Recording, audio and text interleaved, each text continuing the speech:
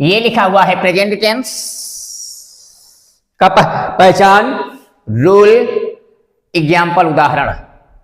ये लिखा हुआ है प्रेजेंट टेंस, प्रेजेंट ये लिखा हुआ है टेंस। इसका मतलब होता है वर्तमान काल, वर्तमान काल है, वर्तमान काल।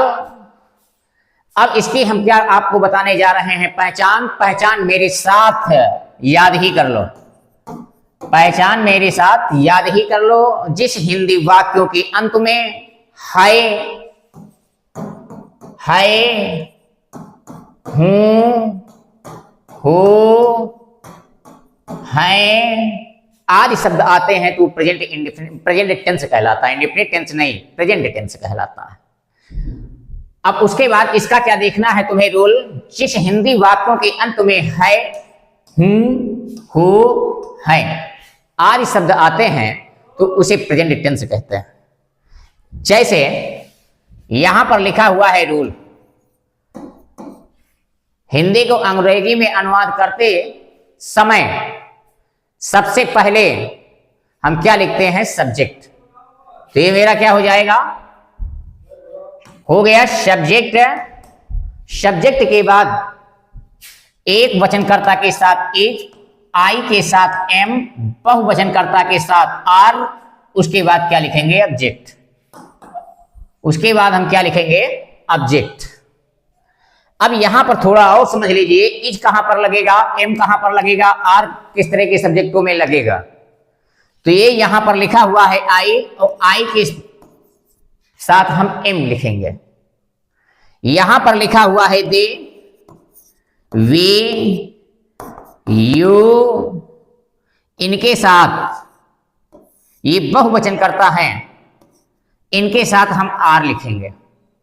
उसके बाद हे, से, इट, अगर ये कोई किसी का नाम वाम आ गया, नेम आ गया, तो एक वचनकर्ता के साथ, ये एक वचनकर्ता माने गए हैं, इसके साथ हम आर का नहीं एम का प्रयोग करें, इज का प्रयोग करेंगे। इसके साथ हम इसका प्रयोग करते हैं, आई के साथ एम, देव, वे, यू के साथ आर। उसके बाद हे, से, इट, नेम के बाद इज का प्रयोग करते हैं। उसके बाद देख लीजिए सेंटेंस बनाना। सेंटेंस हम कैसे बनाएंगे, सेंटेंस का नाम क्या है, अफर्मेटिव सेंटेंस। अफर्मेटिव सेंटेंस बनाने जा रहे हैं। अफर्मेटिव सेंटेंस बनाने के जा रहे हैं तो यहां पर जैसे लिखा हुआ है नंबर 1 उदाहरण, नंबर 1 उदाहरण लिखा हुआ है, जैसे तोता पेड़ पर है, तोता पेड़ पर है, ये लिखा हुआ अफर्मेटिव सेंटेंस है भाई। तोता पेड़ पर है, तोता पेड़ पर है, तो पेड़ पर कौन है, तोता। तोता मेरा हो गया सब्जेक्ट, तोता मेरा हो गया सब्जेक्ट। तो सबसे पहले हम क्या लिखेंगे, सब्जेक्ट लिखेंगे। सब्जेक्ट यहां पर क्या है, तोता, ये लिख दिया पैरोट, ये लिख दिया पैरोट। हिंदी को अंग्रेजी में अनुवाद करते समय सबसे पहले हम सब्जेक्ट लिखते हैं अफर्मेटिव सेंटेंस में, निगेटिव में भी। उसके बाद यहां पर पैरोट एक वचनकर्ता के साथ हम इज लिखेंगे। उसके बाद तोता है कहां, पेड़ पर, पहले पर की अंग्रेजी लिखेंगे, और कहां पर है पेड़, ऑन द क्या हो जाएगा, ट्री, ऑन द क्या हो जाएगा, ट्री। तोता पेड़ पर है, parrot is on tree, parrot is on tree. उसके बाद कुत्ता सड़क पर है, उसके बाद ये लिखा हुआ है कुत्ता, कुत्ता, कुत्ता,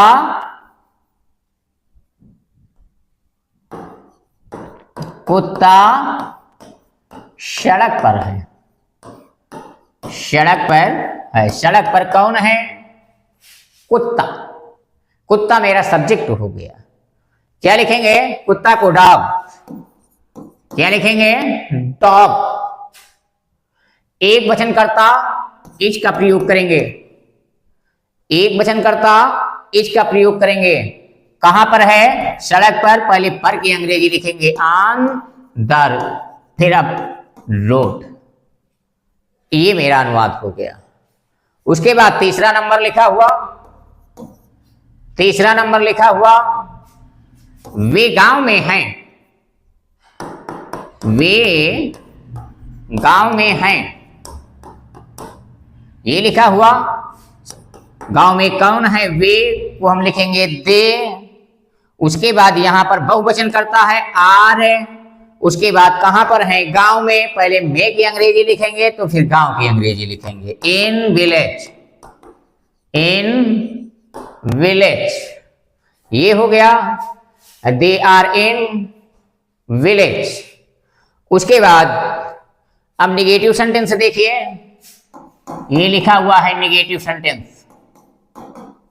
निगेटिव सेंटेंस का मतलब हुआ किस तरह का वाक्य? नकारात्मक वाक्य। किस तरह का वाक्य हुआ?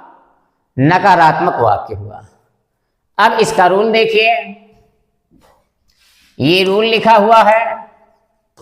सबसे पहले लिखेंगे सब्जेक्ट इज, एम आर, के बाद नॉट। उसके बाद हम क्या नोट करेंगे? ऑब्जेक्ट। उसके बाद हम क्या नोट करेंगे? ऑब्जेक्ट। फिर यहां पर हम लिखेंगे उदाहरण। जैसे जैसे कुत्ते सड़क पर नहीं हैं। कुत्ते सड़क पर नहीं है। पहले क्या था? कुत्ते सड़क पर हैं। अब ये क्या हो गया? निगेटिव में कुत्ते सड़क पर नहीं। क्या लिखे? डॉग्स। भाई बहुवचन करता है। डॉग्स आर नॉट कहां पर? सड़क पर। On the road. ये हो गया दूसरा नंबर। दूसरा नंबर, शेर जंगल में नहीं है। शेर जंगल में नहीं है, ये हुआ। जंगल में कौन नहीं है? शेर। जंगल में कौन नहीं है? शेर। तो लिखेंगे हम लायन। क्या लिखेंगे? लायन। एक वचन है is. Is not in a forest. FOREST। क्या हो जाएगा? Lion is not in forest. शेर जंगल में नहीं है। फॉरेस्ट मीन्स जंगल, इन मीन्स में। शेर जंगल में नहीं है। अब इसके बाद आइए ध्यान से सुन लीजिए, देख लीजिए, बहुत आसान तरीका से मैं आपको बता रहा हूं। INTERROGATIVE interrogative. इंट्रोगेटिव सेंटेंस, इसका मतलब होता है प्रश्नवाचक वाक्य। इसका मतलब होता है प्रश्नवाचक वाक्य। प्रश्नवाचक वाक्य। तो सबसे पहले क्वेश्चन वर्ड शब्द देखिए। प्रश्नवाचक वाक्य में क्वेश्चन वर्ड होते हैं। जैसे क्वेश्चन वर्ड क्या है? कब, कौन, कहां, कैसे, क्या? ये क्वेश्चन वर्ड शब्द है, ये क्वेश्चन वर्ड शब्द है। अगर ये क्वेश्चन वर्ड शब्द वाक्य में आते हैं तो इनकी अंग्रेजी हम सबसे पहले लिखते हैं। और ये वर्ड आते हैं तो पहचान जाइए कि वो प्रश्नवाचक इंट्रोगेटिव सेंटेंस है। इसकी अंग्रेजी हम वाक्य में सबसे पहले लिखेंगे। जैसे यहां पर वाक्य देखिए, उसके बाद रूल देख लें। क्वेश्चन वर्ड है, उसके बाद इसकी हेल्पिंग वर्ब क्या है? इज, एम, आर, उसके बाद सब्जेक्ट, उसके बाद ऑब्जेक्ट, उसके बाद क्वेश्चन मार्क लगेगा। ये हो गया इंट्रोगेटिव सेंटेंस में क्वेश्चन मार्क लगता है आखिरी में। प्रश्नवाचक वाक्य है, प्रश्नवाचक वाक्य है। अब यहां पर देख लीजिए, खूब आराम से देख लीजिए कि समझ में आ जाए। यहां पर जैसे लिखा हुआ है, तुम कौन हो, तुम कौन हो, ये क्वेश्चन मार्क लगा दिया। एग्जाम्पल है लिखा हुआ, तुम कौन हो। तो यहां पर क्वेश्चन वर्ड शब्द मेरा क्या आया? कौन।